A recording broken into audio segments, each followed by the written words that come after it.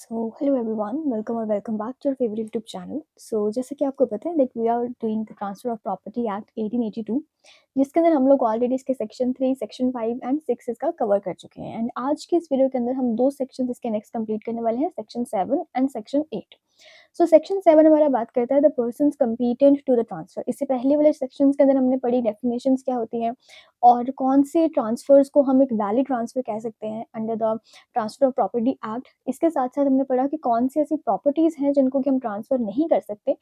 अब हम बात करने वाले हैं सेक्शन 7 के अंदर the persons competent to the transfer. यहाँ पे हम पर्सन्स की बात करने वाले हैं कि कौन से ऐसे पर्सन्स हैं जो कि ट्रांसफर कर सकते हैं। बेसिकली यहाँ पे हम ट्रांसफरर और ट्रांसफरी दो पार्टीज होते हैं। कोई भी जब हम ट्रांजेक्शन करते हैं, कोई भी हम प्रॉपर्टी को जब ट्रांसफर करते हैं under transfer of property act, तो दो पार्टीज हमारे पास होते हैं। एक होता है ट्रांसफरर और एक होता है ट्रांसफरी। ट्रांसफरर वो पर्सन होता है जो कि अपनी प्रॉपर्टी को सेल कर रहा है, and transferee is the person जो कि कोई कंसिडरेशन पे करके उस प्रॉपर्टी को ले रहा है। ठीक है, so that is the difference between transfer and transferee. फिर इसके साथ साथ हम कवर करने वाले हैं सेक्शन 8 को, that talks about the operation of transfer, कि बेसिकली जब हम ट्रांसफर करते हैं तो वो किस तरीके से ट्रांसफर होती है। क्या सिर्फ और सिर्फ प्रॉपर्टी की ट्रांसफर होगी या फिर उसके साथ जुड़े हुए राइट्स भी ट्रांसफर होंगे, और क्या इसके कोई एक्सेप्शंस भी हो सकते हैं। तो वो सब कुछ हम इसमें सेक्शन 8 में कवर करने वाले हैं। आज के इस वीडियो में हम लोग कवर करेंगे सेक्शन 7 एंड सेक्शन 8, और सेक्शन 10 जो होगा इसके नेक्स्ट वीडियो के अंदर हम कवर करेंगे, that is the conditions restraining alienation के बारे में। तो एलिनेशन क्या होती है, क्या कंडीशंस है जो उसको रिस्ट्रेन करते हैं, तो उसको हम नेक्स्ट वीडियो में कवर करने वाले हैं। चलिए बिना किसी देरी के आज की वीडियो को स्टार्ट करते हैं। आई होप कि आप सभी अपने घर पे प्यार से होंगे, अच्छे से होंगे और खुश होंगे। So let's begin with the topic.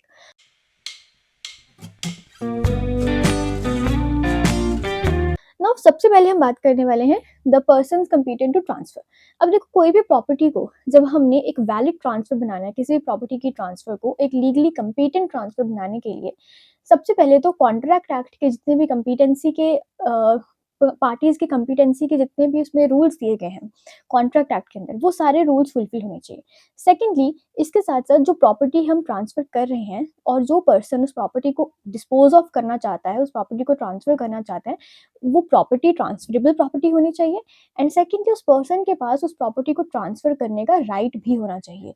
तो ये दोनों ही चीजें जब कंपीटेंट टू द कॉन्ट्रैक्ट भी है, इसके साथ साथ ये एंटाइटल टू ट्रांसफरेबल प्रॉपर्टी भी है, या फिर ऑथराइज्ड है to dispose of that property, ये दोनों चीजें जब मिल जाती हैं तब हम कह सकते हैं कि वो प्रॉपर्टी की ट्रांसफर क्या है, एक लीगल तरीके से कंपीटेंट पार्टीज के थ्रू उसको ट्रांसफर करा गया है।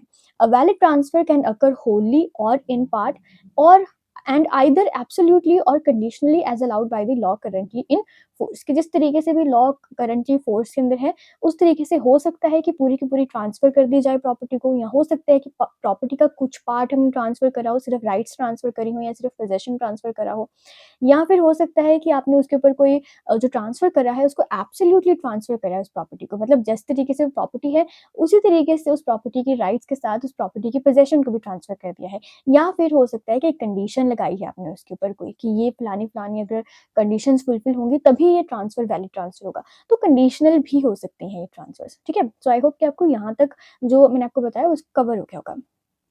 अब हम बात करते हैं अपनी मेन चीज की, कि एक्चुअल में वो कौन से पर्सन्स हैं who are competent to the transfer. So basically यहाँ पर तीन चीजें हम पढ़ने वाले हैं जो कि इंडियन कॉन्ट्रैक्ट एक्ट के सेक्शन 11 एंड सेक्शन 12 की बात करते हैं। So Indian contract act, I hope कि आप सभी अपने जूनियर क्लासेस के अंदर, अपने प्रीवियस सेमेस्टर्स के अंदर ऑलरेडी अपना इंडियन कॉन्ट्रैक्ट एक्ट अच्छे तरीके से पढ़ चुके हैं, और ये आपको बहुत ईजी लगने वाला है अगर आप समझ चुके हैं उस चीज़ को। तो सेक्शन 11 और सेक्शन 12 जो है इंडियन कॉन्ट्रैक्ट एक्ट का, वो ये कहता है कि द पर्सन, पहली कंडीशन क्या है कंपीटेंट ट्रांसफर करने के लिए, कि वो पर्सन अपनी मेजॉरिटी की एज उसने कंप्लीट कर ली हो according to the applicable law. कि जो भी लॉज ने एप्लीकेबल कर रखा है लॉ के हिसाब से उसने अपनी मेजॉरिटी की एज जो है वो कंप्लीट कर ली हो। अब एज ऑफ मेजॉरिटी क्या रहेगी और किस एक्ट के किस सेक्शन के अंदर देगी उसको हम नेक्स्ट स्लाइड में कवर करेंगे, बट पहले आपको यहाँ पे ये चीज समझनी है कि पहली कंडीशन क्या है, कि एज ऑफ मेजॉरिटी उसने अटेन कर ली हो, माइनर नहीं होना चाहिए वो पर्सन। सेकेंडली, वो साउंड माइंड का होना चाहिए। साउंड माइंड क्या होता है, मतलब कि उसको हर एक बात समझ आ रही है, कि जो भी वो ट्रांसफर कर रहा है उसको वो अपनी अपनी पूरी पूरी समझ के साथ वो ट्रांसफ़र कर रहे हैं। ये नहीं है कि आप किसी ऐसे पर्सन को ट्रांसफ़रर बना रहे हैं, ऐसा पर्सन से प्रॉपर्टी ट्रांसफ़र करा रहे हैं जिसको कि पता ही नहीं है कि वो प्रॉपर्टी को ट्रांसफ़र कर रहा है। ही इज़ नॉट नोइंग कि वो अपने एक्ट्स किस तरीके से कर रहा है, क्या अपना कंडक्ट कर रहा है। तो अगर पहली दूसरी कंडीशन क्या है कि वो साउंड पर्सन होना चाहिए, साउंड माइंड का होना चाहिए। बट कहते हैं कि कुछ ऐसे लोग भी होते हैं कि जो कि कभी-कभी साउंड माइंड के हो जाते हैं एंड कभी-कभी अनसाउंड माइंड के हो जाते हैं। तो क्या वो प्रॉपर्टी को ट्रांसफ़र करने के लिए लीगली वैलिड हैं कि नहीं हैं? तो हैं वो वैलिड, लेकिन सिर्फ़ उसी केस के अंदर जिस टाइम पर वो साउंड माइंड के हैं और अपनी सारी सूझबूझ के साथ अंडरस्टैंड कर सकते हैं जो भी कॉन्ट्रैक्ट की गाइडलाइंस दी गई हैं या कॉन्ट्रैक्ट के जो भी टर्म्स एंड कंडीशंस हैं, उनको अच्छे तरीके से समझ सकते हैं जब, तो जिस टाइम पर वो साउंड माइंड के हैं, तो उस टाइम पर वो प्रॉपर्टी को ट्रांसफ़र कर सकते हैं। This is given under section 12। So it goes like a person who is usually of unsound mind, मतलब यूजुअली वो अनसाउंड माइंड का रहता है, लेकिन कभी-कभी वो साउंड माइंड का हो जाता है। They can make the contract when he is of sound mind. फिर थर्ड कंडीशन इसकी क्या आती है, that the person is not disqualified from contracting any subject law, कि लॉ के द्वारा किसी भी पर्सन को डिस्क्वालीफाई नहीं करा गया। मतलब अगर लॉ ने ही किसी पर्सन को डिस्क्वालीफाई कर दिया है कि आप ये पर्सन कोई भी कॉन्ट्रैक्ट्स नहीं कर सकता, ठीक है, कोर्ट्स ने या फिर लॉज ने ही डिस्क्वालीफाई करा, तो इन दैट केस वो पर्सन फिर एक कम्पीटेंट पर्सन नहीं हो सकता। तो ये 3 कंडीशंस यहाँ पर फुलफिल होनी चाहिए। अब इनको थोड़ा-सा डिटेल में समझते हैं। देखो, एज ऑफ मेजॉरिटी का मतलब यहाँ पे हम क्या समझेंगे? एज ऑफ मेजॉरिटी का मतलब वो समझेंगे जो कि हमें मेजॉरिटी एक्ट 1875 के सेक्शन नंबर 3 में डिफाइन करा गया है। तो section number 3 of the majority act क्या कहता है? The baseline age of the majority is established as 18 years, determined according to the specific law the person is subject to. तो जो भी पर्सन मतलब यूजुअली अगर हम देखें जनरली सारे के सारे कॉन्ट्रैक्ट्स के लिए, सभी ट्रांजेक्शंस के लिए नॉर्मली हम मेजॉरिटी की एज 18 ईयर्स की लेते हैं, और यही यहाँ पर एज इन्होंने कंसीडर करी है एक वैलिड ट्रांसफर के लिए। सेकंड आता है कि वो साउंड माइंड का होना चाहिए, लेकिन साउंड माइंड का होने के लिए उसके पास 2 कॉन्करेंट एबिलिटीज होनी चाहिए। पहली कंडीशन क्या है, that the person is capable of understanding the terms of the contract, कि उसको सारी कॉन्ट्रैक्ट की टर्म्स समझ आती हों, ठीक है, उसको पता हो कि मैं किन कॉन्ट्रैक्ट की टर्म्स के ऊपर इस प्रॉपर्टी को ट्रांसफर कर रहा हूँ, इसके बदले मुझे कितनी कंसिडरेशन मिल रही है, और वो सारी चीज़ें वो समझ पा रहा हूँ।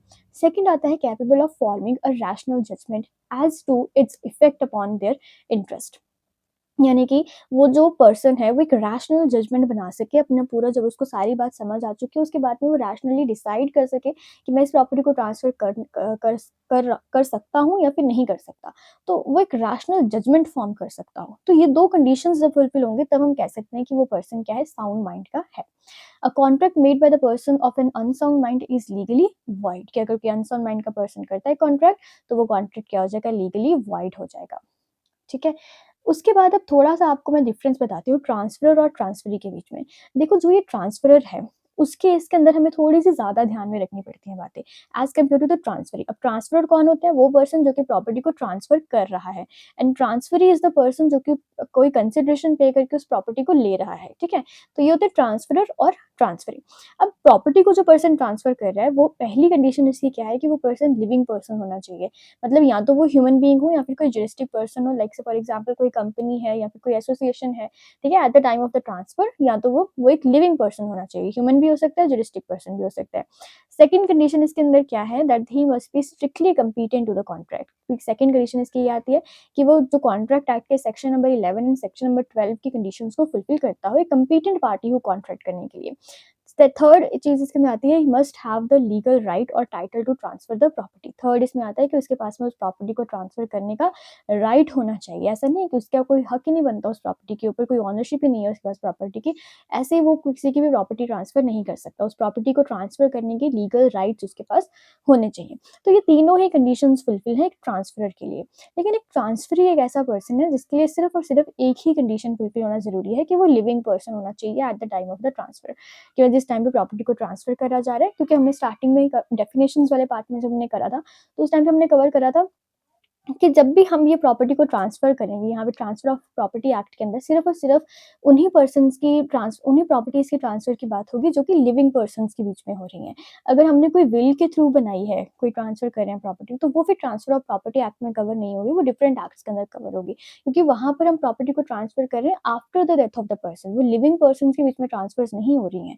तो यहाँ पर क्या है, ट्रांसफ़री के लिए सिर्फ़ एक ही कंडीशन है कि वो लिविंग पर्सन होना चाहिए, यानी कि ह्यूमन बीइंग होना चाहिए या फिर एक जुरिस्टिक पर्सन होना चाहिए। चाहिए, यानी कि कोई रियल में ह्यूमन बीइंग को ट्रांसफ़र कर रहे हैं या फिर कोई जुरिस्टिक पर्सन जैसे किसी कंपनी को या फिर किसी एसोसिएशन को ट्रांसफ़र कर रहे हैं।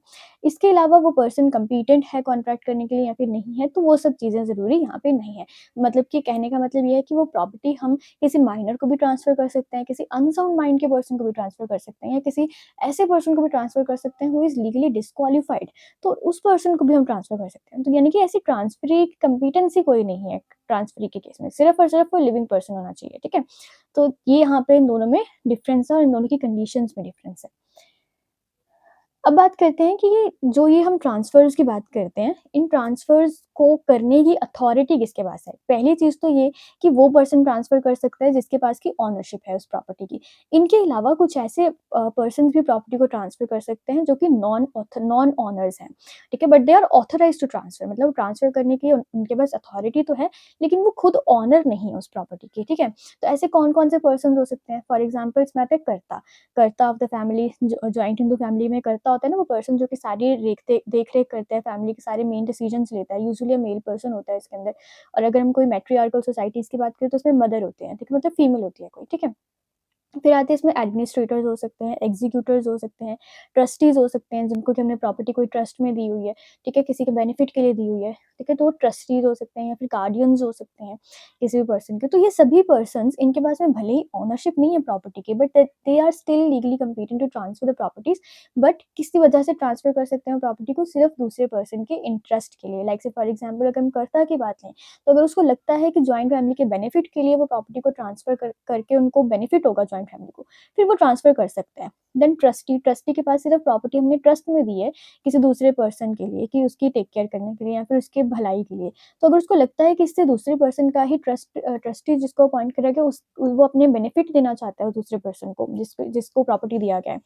तो इन दैट केस वैसा वो प्रॉपर्टी को ट्रांसफ़र कर सकता है। फिर इसके अलावा गार्डियन का भी यही काम होता है कि अगर गार्डियन को लगता है कि वो जिस पर्सन का गार्डियनशिप उसको मिला है, उसी के भलाई के लिए ही अगर वो प्रॉपर्टी को ट्रांसफ़र कर रहा है, तो इन दैट केस वो कर सकता है। तो मतलब कहने का मतलब ये है कि इनके पास में भले ही ओनरशिप नहीं है, लेकिन they are still capable of transferring the property, they are still competent to transfer the properties, but किस लिए? सिर्फ़ और सिर्फ़ उनके इंटरेस्ट्स में, गुड फेथ के अंदर वो ट्रांसफ़र करें, ठीक है? तो विद दिस हमारा सेक्शन 7 यहाँ पर कंप्लीट हो जाता है। आई होप कि आपको यहाँ पे अच्छे से समझ आ गया होगा। अगर आपको वीडियो अच्छा लगा, जो कि यहाँ तक आया तो अच्छा लगा ही होगा, तो चैनल पर नए हो तो चैनल को सब्सक्राइब भी कर लेना और वीडियो अगर आपको अच्छा लगा हो तो वीडियो को लाइक भी ज़रूर कर दीजिएगा। मिलते हैं अपने नेक्स्ट वीडियो के अंदर जहाँ पर हम बात करेंगे सेक्शन 10 के बारे में, that is the conditions restraining alienations के बारे में। सो तब तक के लिए बाय बाय, टेक केयर।